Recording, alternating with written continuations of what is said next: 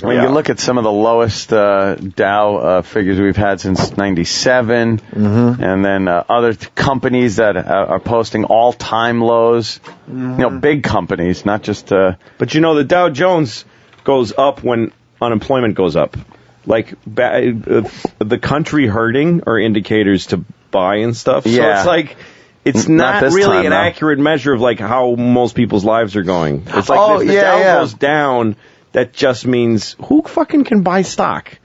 I mean, out of like real people in the real world. Yeah. Who can really fucking invest in stock? I think what you're supposed to do, like what you're told you're supposed to do when you get a job is tuck some money away and save it.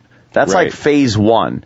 You get a job. Well, that's the thing is that Americans are saving more money now. Like American savings accounts are higher than ever. Petrified to put it in anything else. But that's good. That's good. It's like things have been so fucked up for so long. Just exploding credit. Yeah. People having shit they can't even come close to actually like affording to have. And not putting any money in the bank and just living for the retarded moment. Check to check, Just fucking from your ATM card, you get the money out and stick it right in your asshole and just shoot jizz all over your fucking stomach. Like just constant flow. Yeah. And now people are going, well, maybe I save, maybe I buy things I need. And that makes the Dow go down because people aren't just being stupid. So that's good. It was too high. The Dow was too fucking high. 12,000 was crazy. High.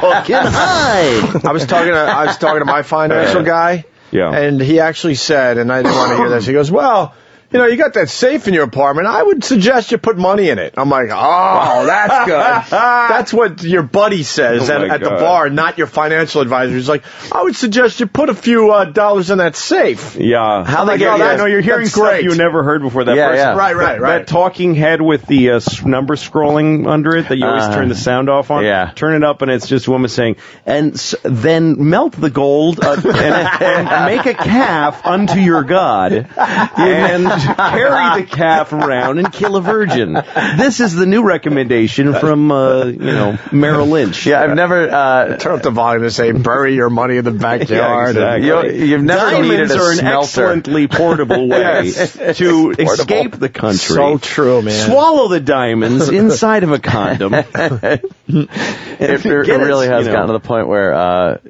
you just... Should you buy gold and just bury it like a pirate? But then, see, I'm afraid of doing that because gold is so psychological. You're idea a gold that it has. guy. I have some gold coins. Money is more psychological those gold coins that I bought they were like $700 each, and it's up to $9.90 an ounce right now. There you go. But I would never put everything in gold because gold is this idea that it's worth something, and tomorrow everyone could say gold is worth nothing. But gold has more realism to it than cash does. Yes, it does. That's true. Like it's hard to believe and really grasp, but Louis makes a good point though. If the whole world gets together and go, you know what? This ain't worth shit. The gold should not be worth shit, and that'll solve all our problems. But and let me tell you something. If that happens, Lou, we're in trouble because our money is all based on Fort Knox. Right. So if the whole world goes, we're in deep trouble. What's that? It used to be. Yeah, like the Goldfinger was made. It's not anymore. Yeah, they took us off the gold standard years ago. Yeah, long time ago. The gold in Fort Knox is just no. What if we find a gold in Fort Knox? Okay, 1960s, Jim. What if we find a big pit of diamonds, and then next thing you know, but don't you? There's too many diamonds. Don't you know about the diamonds? What? De Beers, they actually don't have a office in America because they're illegal, because they're such criminals. Right. Literally, human rights. They're not allowed here. It's just awful. It's not because of that. Their practices, like economically, there are way more diamonds than there are like fucking rocks in your backyard, in your gravel driveway. For real? There are but the De Beers company hoards them. Like, they use these, like, fucking cartels and armies and stuff and warlords. Really? They hoard diamonds. They have a massive load of diamonds, and they control the price by meting it out how much they want to. And then every time a competitor starts making diamonds, they kill them? They flood the market with diamonds and lower the value of it. And then aren't they so that company beautiful goes and down. Sparkly? Yeah, but they're common. They're fucking common. They are. They're not that. And if the De Beers company tomorrow could say diamonds are worth fucking Starburst fruit chews. Well, so don't buy those. Yeah. Where are they based out of? My mother's cunt. Oh, Jesus. I don't know. It must be a huge company. You just whenever it is massive. With fucking... it's crazy. With good ventilation. No, it's about 15 big vessels, big... so the main guy... no, every time you hit a gap in my knowledge, I just go to my mother's cunt. So the main guy the main guy for De Beers on his way out could just say, you know what, I'm going to fuck everybody. Yeah. Why? I'm leaving this planet. Who gives a shit? Diamonds aren't worth anything tomorrow. Right. That's Yeah, actually right. I I just did some research that says that there's more of a man-made shortage about diamonds than there is a natural one.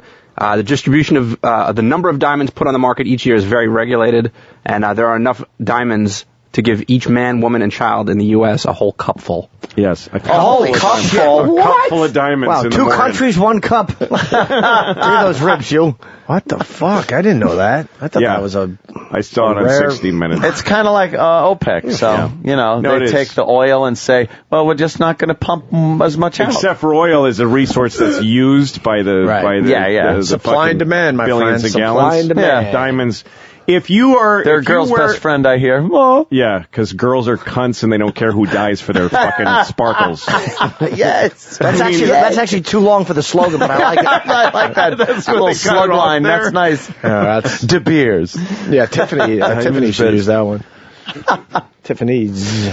Wow, I learned something today. I had no idea. It's a horse shit thing. Education. Can you check where they're based out of, Danny? I would love to know, mention the guy who runs it. Who runs that company? I don't know. It's How a family. fucking powerful is that? Hitler. It's amazing. It's Ted De Beers. Ted De Beers. He puts out just one diamond, I think, though. Yeah, one diamond a year, and you got to fight over it. A couple of diamonds for every man, woman, and child. A cup made of diamonds. Diamond hats. It's a funny visual. Diamond tires. That doesn't make me feel good. Headquarters are in South Africa. I'm sorry. I knew that. I'm starting to think I should put my money in diamonds. Yeah.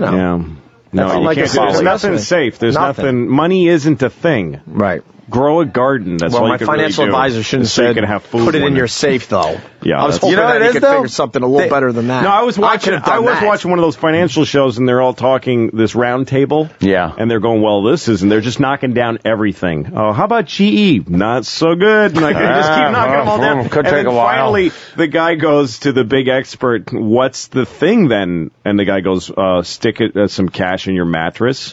And everybody laughed, and then went, "Really?" He was serious. He goes, "No, stick cash in your mattress." Like, they weren't kidding. And they all looked kind of pale as they went to the credits. Like, oh my God, we actually just said that. That's real advice. And it was real advice. Yeah. The financial advisor would always tell you, don't put money in the bank when there's low interest, because you'll have the money in the bank, but the interest rate will not outweigh the cost of living increase over the years. So you're actually losing money having it in that bank. Well, and I would always sit there and go, stuff that are offsetting. Well, no, you know what it is though. If you have a lot of money in a bank account, they have like where you don't pay a fee. Right. So I'm sitting there and I couldn't grasp it. I'm going, I understand what you're saying. Like, if I'm making 1% on my money because the interest rate's so low, but if I have X amount of dollars in the bank, in a month from now, I'm going to have X amount plus 1%. Not down $18,000 because the fucking stock dropped. I don't care if it doesn't outweigh the cost of living. No, exactly. I'll deal with that. I just want to know that I'm going to have what... I don't need that much. Just tell me I'm going to have what I started with. Remember what I don't get though, like when money, when like with inflation, like that idea that you take a truckload, like there was a time in our country where you needed a wheelbarrow of money to buy a loaf of bread. That whole But if those people, those dollar bills that they had in that wheelbarrow, if they held on to them, and then when things got good, isn't that now just worth wait a while? Now it's worth the bunch. $1 million you spent on a loaf of bread. Just wait. Don't buy the bread with it. Steal the bread like a man. I remember our financial... and then you'll have $1 million. Yes. I remember our financial advisor, because Ann and I have the same guy. He actually bragged to me. He goes, well, I'm losing less than the other guys, so that's why you should continue with me.